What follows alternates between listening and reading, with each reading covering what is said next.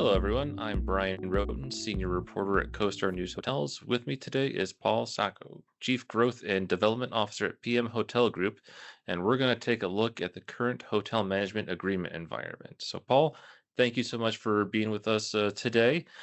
Before we jump into it all, why don't you tell us a little bit about yourself? Sure, thanks. I'm happy to be here today and speaking with you. I am the Chief Growth and Development Officer for PM Hotel Group, which I'm happy to tell you a little bit about our company as we go along. I've been in the industry for a few decades now, actually grew up in the hotel business. Oh, yeah? Living in hotels, working in hotels, since I'm a kid and through high school and college. Yes, so sort of pretty ingrained in the industry. And some highlights of what I've done over the past decade or two. For 10 years or so, I led North America development for Starwood Hotels and Resorts worldwide. I was president of TPG Hotels and Resorts, which was a top 10 owner operator in the industry. And before joining PM Hotel Group, I was Chief Growth and Development Officer for Mint House, which is a tech-enabled residential hospitality company. So touching the space, but also really spreading into residential in that role as well. So I've been here for, this is my second year, known the company a long time, and it's great to be in this role. Well, we are very happy to have you on to help us out today. So, as we look at the hotel management space, why don't you give us a little bit of context? Talk to us about PM Hotel Group. What exactly does PM do? What does portfolio look like? All that fun stuff. Sure, happy to. So PM Hotel Group is a privately held operating company, and we manage roughly 85 hotels coast to coast. So the portfolio is pretty diverse, but deliberate across the country. We run everything from lifestyle and soft branded hotels through our Modus by PM Hotel Group division, Mhm. and also select and full service properties with the likes of Marriott, Hilton, Hyatt, IHG, and others through our core PM Hotel Group operation. I'd say what sets us apart is how we are really genuinely able to combine national scale with a real hands-on approach, because we're big enough to bring strong systems and data and brand relationships, but still at our size and scope close enough to each property to stay flexible and responsive, which is hugely meaningful as an attribute for owners. Yeah, owners like being able to pick up a phone and getting in touch with you. For sure. And we've heard that so much. There's been such a proliferation of third-party operators in our space, but there's also been a lot of consolidation. Mhm. So some of the competitors have grown to such a degree. It's just a different business, right? They're not necessarily able to be as nimble as we are in some areas, and that really resonates with owners today. So. And speaking of owners, first question I have for you is, as you are working with the existing set of owners, for the properties you manage, and as you're approaching new ones about you know gaining contracts with them, what are you hearing from them about their needs today and their needs in the future from a third party operator? Sure. Yeah, I mean, I think today specifically, owners are going through a bit of an interesting time, right, Mhm. in the sort of cycle of the industry, and we can get into that a little bit later as we speak. But I think overarching, owners are really looking for a partner who is accessible at the C-suite level, like we talked about. As some of our largest competitors have grown to 250, 300 or more hotels, that's remained a key advantage for us. So being able to reach out to our senior most people and get situations resolved, because there's a lot of situations that come up right now in hotel ownership based on the environment that we're in. But I think that's always the case. So I think they're looking for that, which also creates a level of transparency. And with that, of course, discipline around costs, someone who can drive top line, but also flow through and profitability, not just revenue. So really being efficient without losing the guest experience, which takes a very balanced approach. I got to imagine that as you are preparing for 2026, taking a look ahead, and owners being concerned about just the dynamics at play right now, trying to communicate with them, this is what we can do, this is what we're seeing, but also here's a very realistic you know evaluation of what is going on. A hundred Yeah. percent. I think the word I think we used earlier is transparency. Owners appreciate that on existing properties, someone who is really going to tell them what the situation is, but also someone who is insightful and forward thinking enough to create solutions as well. So it's pointing out the realities, but also coming up with great guidance and implementation of solutions to those issues. I think the best operators today are also using technology and data to make really smart decisions, but still keeping that personal touch that has always defined hospitality. Everyone, of course, as much as ever, is talking about AI and technology and how things are going to advance. Mm. So I think you'll see us at PM Hotel Group to continue to really implement some targeted revenue resources in the coming months related to how we're focusing in that area because it's just such a big subject out there. Owners are thinking about it, brands are thinking about it, operators are, and we want to be and continue to be a first mover in this space. So I think you have to have great sales and marketing. You have to be great at revenue management generally, blocking and tackling. But I think the way people find and book accommodations is changing rapidly. And in Hmm. this environment that we talked about, you have to invest in those resources because there might not be that significant a RevPAR growth in the next year or so, or at least in the coming quarters. It may be a bit muted. Hmm. So the idea is how do you really gain share in your existing hotels and investing in these sort of strategic resources to capitalize on that. That's what makes things exciting right now and opportunistic. Yeah, I was gonna say that's a very key thing. It's to your point about like if RevPAR growth is going to be, not the stellar numbers that everyone, was hoping that they would see, this year or next year. To your point, it's about, well, what other gains can you make Yeah, to make it's up for about that? it's about RevPAR share or revenue, share. But it's also about total, to TrevPAR, so total Mhm. revenue and finding ancillary sources of revenue and really maximizing that while we can control costs. There's not one silver bullet, right? We have to be thoughtful about all of that. Now you've touched on this a little bit, but knowing what owners are looking for from the third party management space, how is PM Hotel Group then taking its approach to try to grow its portfolio? And along those lines, how are you keeping the contracts that you have? Because, you know, the third party management space has grown so much Mhm. in, I mean over, decades, but even just within recent years, the space has really opened up. So just to an earlier point, there's so much competition now There with through is. consolidation, through new people entering the space. You know, how are you staying competitive both in getting new contracts and holding on to the ones you have? Sure, that's a great question. Let me tackle the sort of competitive landscape that you Sure. mentioned because I find it really interesting on a lot of fronts. I think not unlike the proliferation of brands over the last, call it 20 years. What are you talking Uh, about? There's only a couple out there. there's only a couple, right? Only a couple announced per week, right? Right. But obviously the various brands within each major brand family, like Marriott, Hilton, IHG, and others.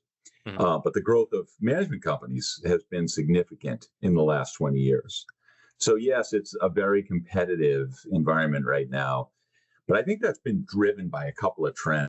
We have the privilege of being in the top 10 or 15 management companies from a size and scope perspective. So that's good. That puts us into a lot of deal flow compared to maybe some of the smaller or more regional operators out there, but still a highly competitive environment. But I think that's largely because the opportunity for third party management companies has also vastly expanded Mhm. based on what has happened at the brands. The brand companies over the last 20 years have transitioned to primarily being franchise companies. And now they're franchising luxury brands as well as full service and select service and soft brands, right? And there's so many of these brands that the opportunity for third party companies has grown vastly.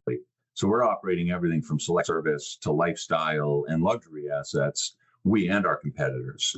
So where there's more competition, there's also so many more deal types than there were a number of years ago that third party managers run. And Um, even on top of that, just in the international space too, there are a lot of more countries that are becoming more comfortable with the idea of having somebody else manage the hotel for them. Absolutely. I think some areas that have grown, in North America, I mean, Hawaii in North Hmm. America has grown on a third party management basis, and we're in Hawaii. And then I think the Caribbean and Latin America is growing significantly right now in terms of third party opportunity. And we're seeing some of our, we're mainly focused on the US, but we're seeing some of our competitors really focus on Latin America, and then a few competitors are growing in places like Europe, Asia, and elsewhere. So it's become not only more companies doing more deal types, but it's certainly grown from an international perspective. You also asked about our growth strategy generally. Yeah. I'd say it's been very deliberate, where we don't have public market. I mentioned earlier on in the conversation that we're privately owned. That's a huge thing. We don't have public market or PE ownership format pressures as a privately held company. So we're not chasing scale for the sake of it, like with the idea of an exit in 3 to 5 years or something like that, where we're really growing for the long term. So we're able to focus on the right opportunities, the right relationships, markets, asset types. So we've expanded meaningfully, but selectively. And that includes the lifestyle space through a dedicated Modus by PM Hotel Group platform. And what we do is really invest heavily in the people and tools that create long term value for these owners. I think that's kind of how we approach the new growth Hmm. front. On retention, that really sometimes largely just comes down to performance and trust. When you deliver results and communicate openly, owners want to stay with you.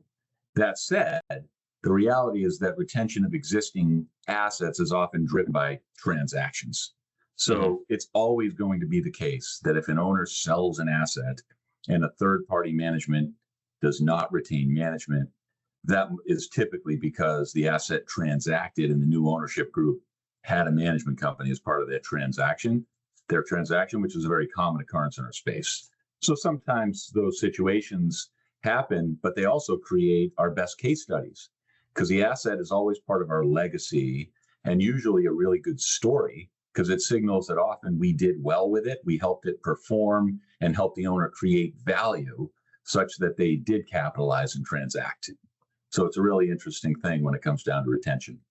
All right. So two questions here then. Looking at the transaction environment in the US over the, let's see, how many years, this year did not turn out as a lot of people were expecting. People are still getting Right. deals done. Mm-hmm. It's just not to the same, I think, not to the amount. The waves of distress, they've not come to the way that people expected, for various reasons. But looking at how the current transaction environment is, how has that affected then your company's approach then Sure. to gaining contracts Right. as a result of a transaction?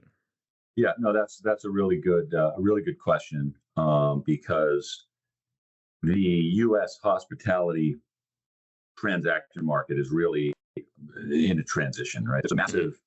There's a massive reset in hotel pricing, as you put it, that has been expected and is still occurring, right? Well, there's still this bid ask spread, which has stayed somewhat wide. Um, but the fundamentals suggest potentially strong growth, but there's still a bit of a question mark with a lot of sort of current geopolitical concerns and some other items that that people are playing a bit more cautiously. I do think what we're hearing and seeing is that that reset is underway and that owner sale price expectation is becoming more aligned to buyer reality. And I think as we go further into 2026 and maybe look at the next 2 to 3 years, there will be more transactions that will occur. It's just been at a bit of a standstill now, and Hmm. people are playing sort of in certain pockets in the U.S. with some of the private equity that was traditionally deployed in the U.S.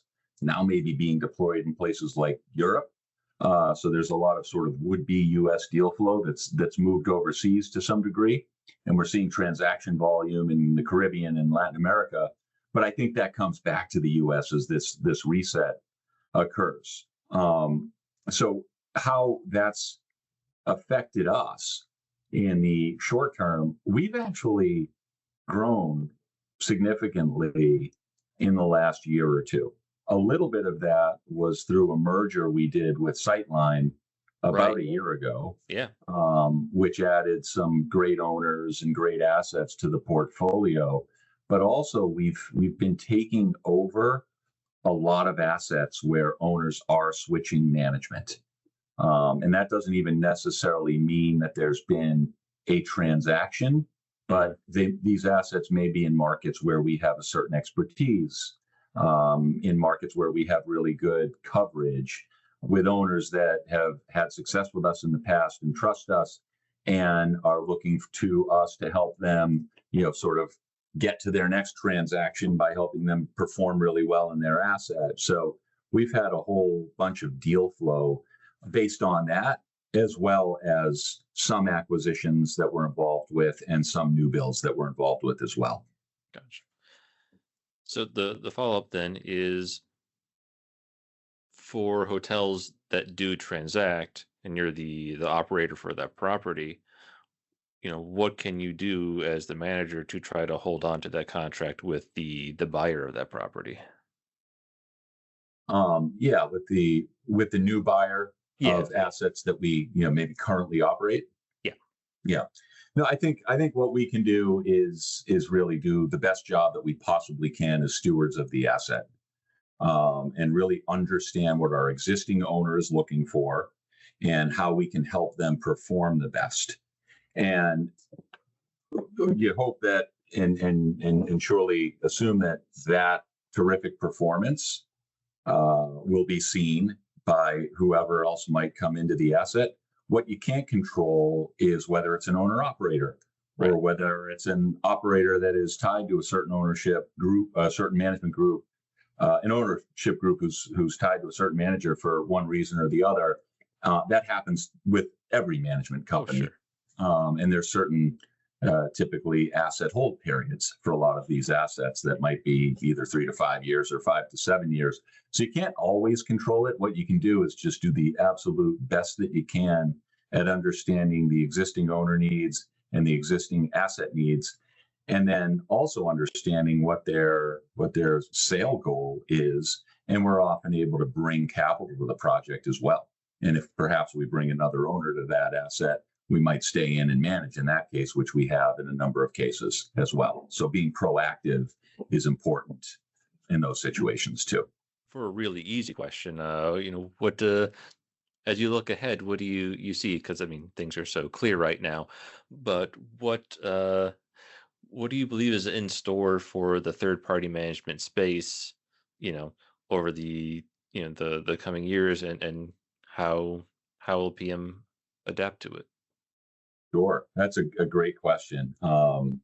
I think on the growth side, in the next couple of years, it'll be about balancing opportunity with a lot of discipline in how you look at deals.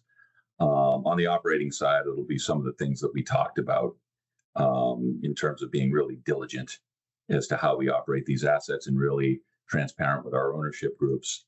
Some markets, I think, are normalizing, but travel demand remains generally solid in many markets, and there's been limited supply additions. So I think the overarching theme to me is that people still ultimately tend to travel. Easing interest rates, things like that could help with deal flow some. I've been in this industry in leadership roles through a few downturns: 9/11, the Great Recession in '08, and what we're working through now in the early 2020s, sort of post COVID. And if we look at the past and what I would want people earlier in their career to really be thinking about, this is an amazing business. It's become a real institutional investment class for all sorts of real estate owners. It's a true hands on, fun, and exciting operating business. And we've come out of every one of those downturns incredibly positively. And that'll happen again. I think it'll happen probably sooner than we all anticipate because it has in the past when we've looked back. So I have a lot of optimism about what the next 3 to 5 years bring in the 2020s. I think even with some short-term considerations, I think that the 2020s, which started out with COVID, can end up being one of the most opportunistic decades, all said and done, that the industry's seen as we go through some short-term bumpiness. I certainly hope you're right. Yeah, It'd be nice to get back to some more positivity. and we will. We absolutely will. Caveat: there will be some twists and turns to deal with along the way. Operators like PM Hotel Group have to stay nimble, help owners create the resources to get through all of that.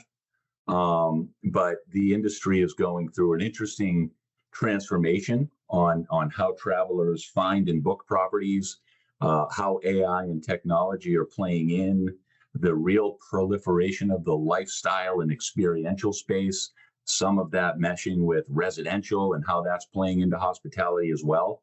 It's so exciting for people early in their career to think about hospitality and hotels as an amazing industry to be in.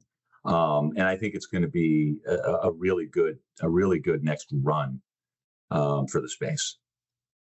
I think that is a great note to end on here, Paul. Absolutely. Thank you so much for taking the time to speak with us today, and thanks all of you for listening. Thank you.